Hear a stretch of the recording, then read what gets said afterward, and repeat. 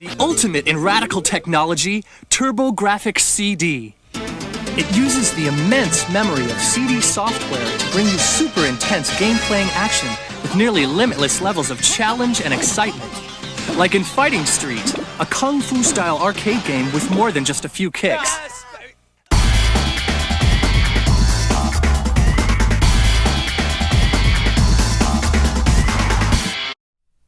Hello everyone, and welcome back to Player One Start. In my previous videos on the Ultimate turbografx-cd review, we took a look at the history and development, as well as the tech specs and the launch of the system, and even the two launch games.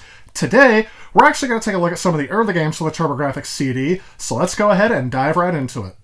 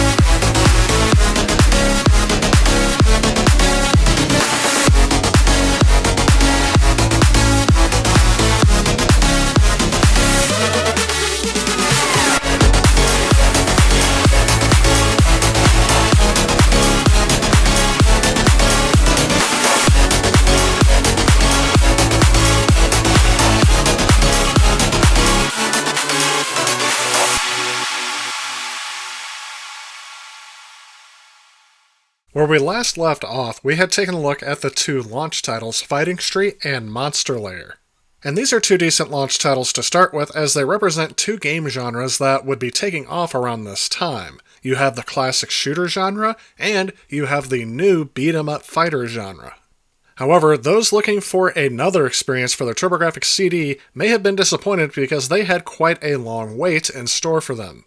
A period of months would go by before the next title, Ys Book 1 and 2, would be available around May of 1990.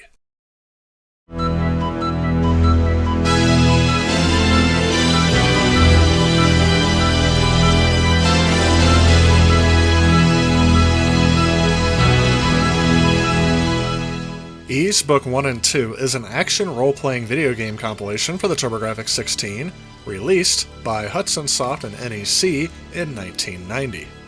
This game consists of enhanced remakes of the first two Ys games that were developed and published by Nihon Falcom, originally for the PC 8801 home computer in Japan. The games included are Ys 1, Ancient Ys Vanished, and Ys 2, Ancient Ys Vanished: The Final Chapter. In my opinion, this is the first game that fully utilized the CD-ROM technology used in its making. It was able to provide enhanced graphics and animated cutscenes, as well as a Redbook-CD audio soundtrack and voice acting. As part of the localization process to North America, it was one of the first games to use voice dubbing, translating all spoken dialogue from Japanese into English.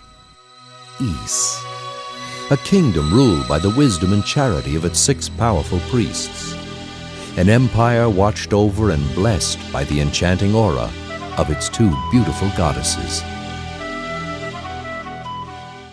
All in all, the game uses over 500 megabytes of CD-ROM storage, including 43 music tracks, 24 minutes of character voice acting, and 20 minutes of animated cutscene sequences.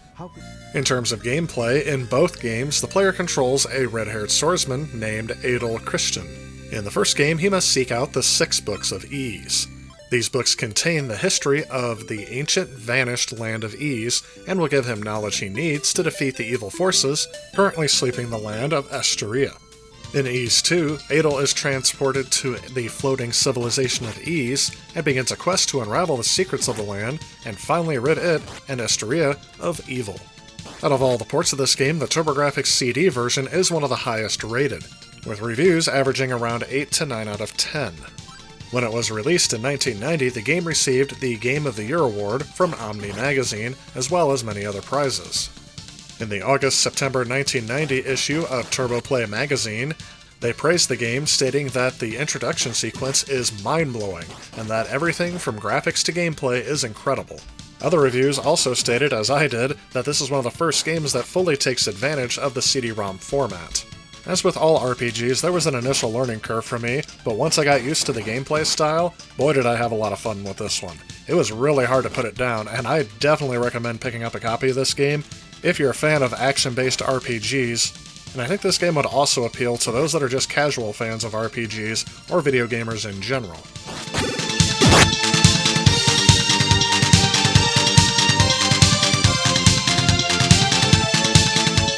And although I enjoy Ys Book 1 and 2 today, I was not the biggest fan of role-playing games back when I was younger, so this title would not have appealed to me much back then.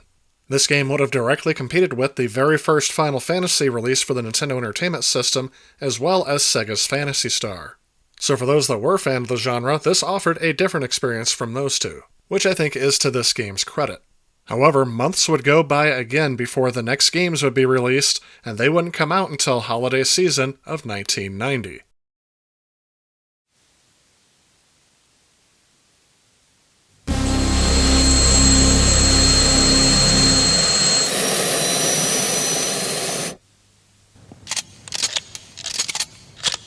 Our mission is to put down the rebel army which has captured the scientific weapon Walkure. In 5 minutes we will be passing over our dropping point. Get ready for descent. What happened? A high-voltage energy wave is approaching us!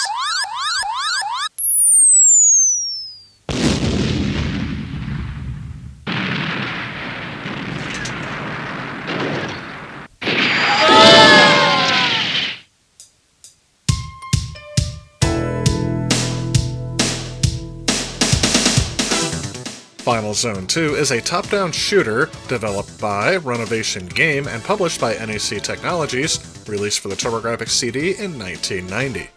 In this game, you control a soldier on some levels and a vehicle on others. As a soldier, you don a new-aged power suit and have a choice of playing as one of 5 different characters.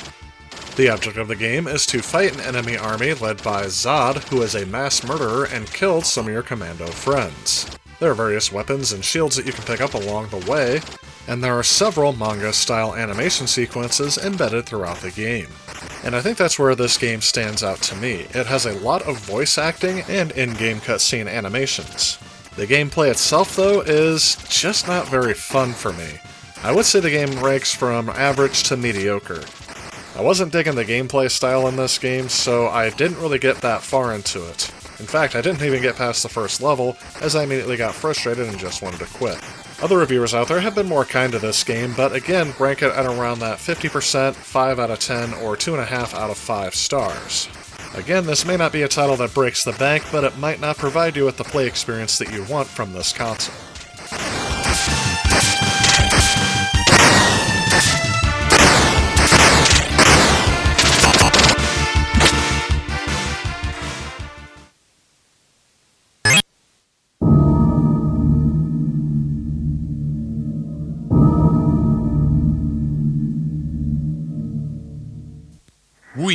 The Special Mission Unit were sent here to rescue hostages upon a request from the Lloyd government.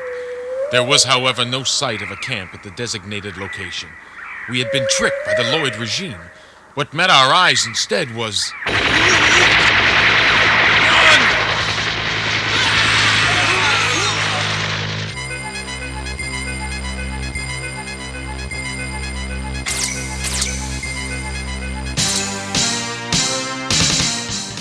Last Alert, known as Red Alert in Europe and Japan, is a single-player action RPG game that was released in Japan in 1989 and the following year in 1990 for the turbografx-cd. This game does have an elaborate backstory, which is set up with voice-acted cutscenes before and during the game. You're not expecting me to steal it? That's what I want. Spartan has already infiltrated into Lloyd's frontline base, Blue Rhinos. He'll be your assistant on this mission. Well, I owe Lloyd and the Force Project 1, and I always make it a rule to get square with these guys.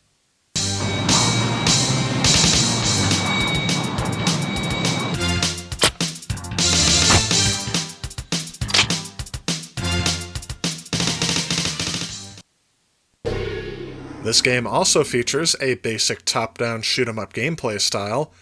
The player's primary weapon has unlimited ammunition, and there are consumable weapons such as a flamethrower, grenades, and a hovering turret. However, there are also minor RPG mechanics, such as a point system, class leveling, and weapon upgrades. The game has a number of stages hosted over about 6 maps. Each stage has infinitely spawning enemies, and mostly concludes with a boss fight at the end of the level. The English version of this game has received a reputation for its cheesy dialogue, campy story, and incredibly poor voice acting. It received average reviews around the time it was released, and it was especially praised for its graphics and music, but the gameplay was cited for being linear and a bit repetitive, and I think that definitely holds true for my opinion. I will say the game controls well, and if you can get into it, the RPG elements are a welcome addition.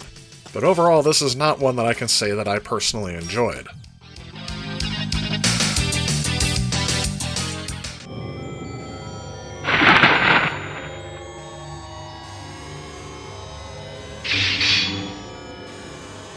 You are my first and my only friend. Thank you. Ranko!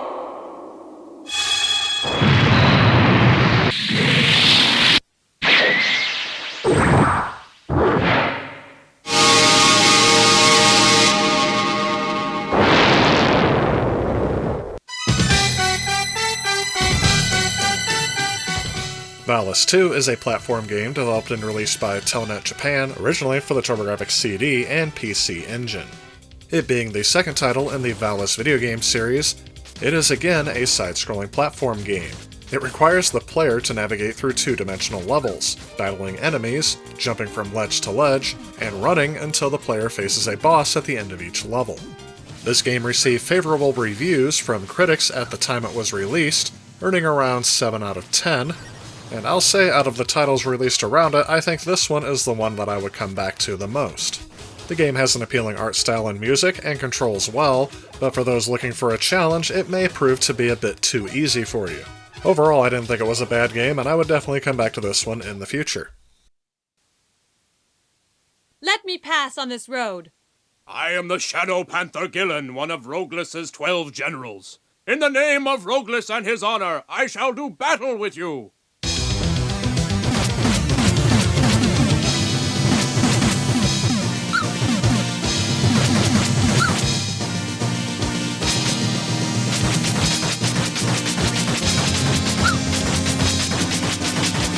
Magical Dinosaur Tour is one of those games that was really just developed to be an edutainment title, most likely as a ploy to sell the turbografx-cd unit as something that was educational. While I feel that this title may have appealed to me being a young kid back in the day, I definitely don't enjoy this title today. The only reason why this game made it into my collection is because I wanted to test out the new turbografx-cd unit I got, and I got this being the cheapest game out there for it. If my unit didn't work, I didn't want to spend too much money on the game to find out. So unless you're going for the complete collection, I would say stay away from this one. So throughout the first year of the TurboGrafx-CD's lifecycle, there were only 7 games released for the Turbo CD add-on. Granted, you could expand your game library much more by buying HuCard games as well, but then why would you need the CD add-on? 1991 was a pivotal year for this accessory, as it would be the last year that it didn't have direct competition from another console's CD add-on. Sherlock Holmes Consulting Detective is a full-motion video game. I previously looked at this game while reviewing the Sega CD. However, this game would have come out about a year before the Sega CD would hit stores in North America. London is not a beautiful city. Under the soot that covers its buildings is a team. This game uses live actors and sets to recreate some Sherlock Holmes mysteries. The player controls Sherlock Holmes and his longtime partner, Dr. Watson, with the goal of trying to solve 3 separate crimes by visiting various locations, listening to dialogue, reading the included mock London newspapers, and, when the player gets enough evidence, answering the judge's questions. The TurboGrafx-CD version of this game received very favorable reviews when it was released, earning around a 9 out of 10 to a perfect 10 out of 10. Reviewers noted that the game's video production values were around the low-end television quality, on par with average public television productions, which I'm sure was actually meant as a compliment due to video games usually not having full-motion video. This technological feat really wowed players and critics alike back in the day. However, they did note that there was limited play life due to a lack of replayability. Once the player solves the mysteries, there's really no reason to go back to it. This game's luster has faded out very quickly, as by the time it was released for the Sega CD, it was less well received. Today I find these games a bit more of a novelty than I actually enjoy playing them. I actually have never solved any of these mysteries and may come back to it sometime to do that, but overall I would only recommend this game to those that like those early point-and-click strategy games that really came to prominence in the early 90s and faded out by the end of the decade.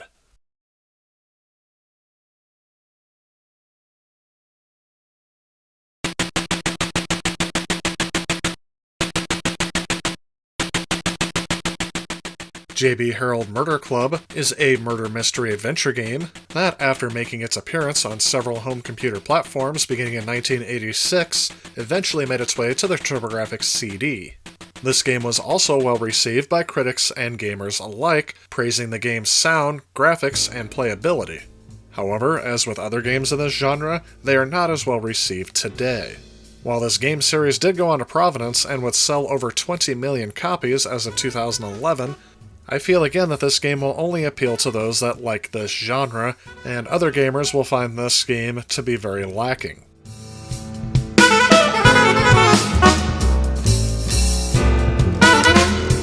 The Addams Family for the TurboGrafx-CD was developed by ICOM Simulations Inc. and published by NEC for the TurboGrafx-CD in 1991.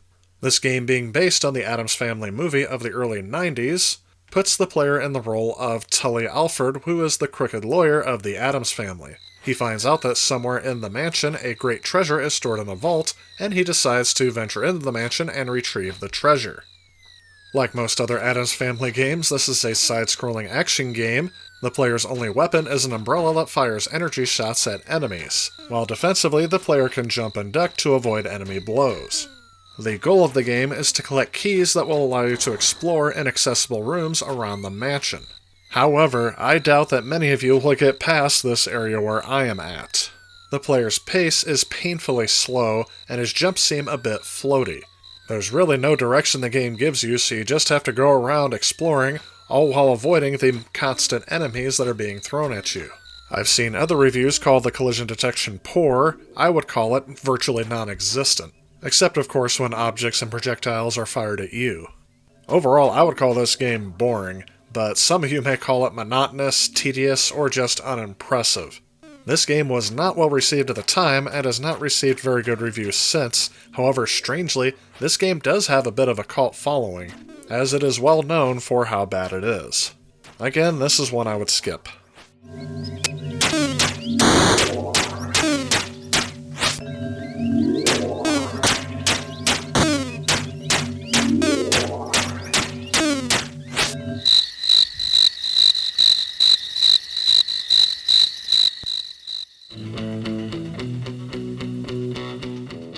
It Came from the Desert is another full-motion video game that was released for the TurboGrafx-16 after being priorly released on the Amiga and MS-DOS machines. This game is directly inspired by the many sci-fi monster movies that were released in the 1950s. And if I had to choose one movie that had the most influence over this game, I would say it is the movie Them, a movie in which giant ants attack a city. Ants, Buzz. They build cities, wage wars, take slaves to work their underground farms. Some can even fly thousands of feet into the sky and travel across vast oceans. The gameplay style again takes on more of an adventure-style game and point-and-click in certain areas, with the goal being to stop a local mutant ant population from spreading havoc and terrorizing the world. The gameplay can be broken down into two different styles. There is the adventure mode, which provides the overall structure and advances the plot, and there is also an action mode, which is used to combat and defeat the ants. The player must replay the game and take information into account that was learned in previous game playthroughs to then optimize a path of when and where to stop the ants. Typically, the player can't win the game with just one playthrough, and a conventional game over doesn't really exist in the game. Instead, when the player gets killed, he wakes up in a hospital and time jumps forward as a penalty to reflect the time that was passed while he was sleeping in bed. The player has about 15 days total in the in-game time to stop the ants.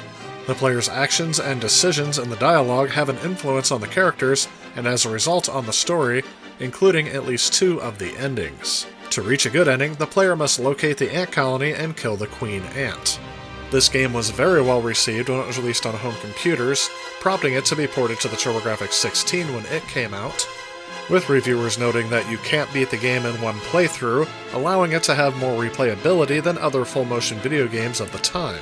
Gamers and critics of the time both liked the 50s B-movie plot, combined with high-resolution graphics, and this game did go on to win some Game of the Year awards. I will say that the enjoyment that I personally got out of this game was this game's relation to the 1950s horror sci-fi movies, as I grew up watching those being replayed on AMC back when they used to play old movies. However, if that does not hook you in, I don't think you're going to have a good experience with this game, as the gameplay itself is not really the big draw to this game. I would rate it today at about a 7 out of 10. But in terms of other reviewers, it is very divisive. If you don't like the gameplay style, or you're not hooked in by the theme, you probably won't enjoy this game. But if you are, this game will offer you an entertaining experience. And then a frickin' dump! Better watch yourself, boy. You better.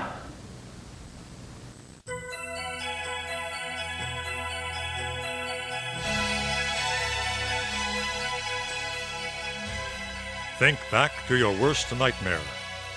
The feeling of dark isolation and helplessness. The feeling that an evil force controlled your destiny. Ys 3, Wanderers from Ys, is an action role-playing video game developed by Nihon Falcom and is the third game in the Ys series. The game's opening cutscene informs the player that it has been 3 years since the events of Ys 1 and 2. The character Adel returns, and his friend Doji are on a journey. The first mission in the game has Adel discovering that there has been a cave-in at a quarry and monsters have taken over. After purchasing your initial equipment, you are off and playing the game. Instead of the top-down camera view used in previous Ys games, Ys 3 uses a side-scrolling platformer presentation. Auto-attack is removed, and the player must push a button to make Adel attack enemies. Otherwise, the gameplay mechanics are identical to previous entries in the series. The statistics, equipment, shopping, experience system, and magic all function the same as in Ys 1 and 2, though spells are represented by rings instead of wand icons, and MP is renamed to Ring Power. And neither the player character nor enemies have temporary invincibility.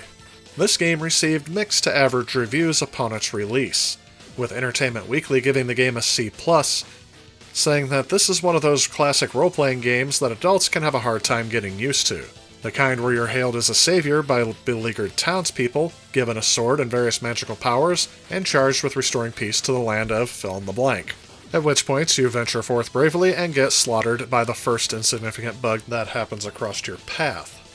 Other more modern reviewers criticized this game for its choppy parallax scrolling and poor quality voice acting, which was described as a step down from the voice acting that was present in Ys Book 1 and 2. To be honest, I do like both titles. I can get into either one of them, and I don't know if I'd recommend one over the other. I do think the grinding starts a bit early in Ys 3, but overall I did have a fun time with it. Overall, I feel like this game would appeal to both casual and hardcore fans of RPGs, given its side-scrolling platforming nature being a bit more open than turn-based style games that were popular at this time. So believe it or not, that is, to my knowledge, every game that was released for the TurboGrafx-cd between 1989 and 1991. And that is a very, very small game library. Out of those that were in there, my picks for my favorite games out of those would have been Monster Lair, which is the only launch title that I really cared for, Ys 1 and 2, as well as Ys 3, and Valis II. And that's about a ratio of 4 out of 12, which is really not the best, especially in the early console's life cycle. Now, if you're not a fan of the point-and-click genre, the other titles I would say to avoid are Sherlock Holmes, J.B. Harold's Murder Club, and It Came from the Desert, because those games are very niche, and although they're unique and may be good for those of you that like it, I really don't think they're going to appeal to most gamers. But the rest of them are just kind of average to meh. I didn't really have a reaction one way or another, and I didn't really get into the rest of the titles that we've covered in this video. Really, it's just a lack of selection. But in the next video, we're going to take a look at what was new in 1992, so stay tuned for that part coming out to you real soon.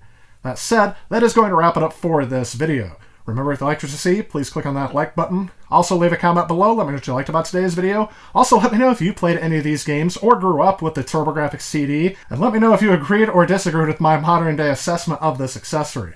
Again, I want to thank you all so much for watching. Stay tuned because I have more content coming, and I will see you all in the next one. If you like this video and you'd like to help out with future projects on this channel, please consider supporting me on Patreon. Also, if you enjoy the content of this channel, please remember to click on this subscribe button. Again, I want to thank you so much for watching. I'll see you next time.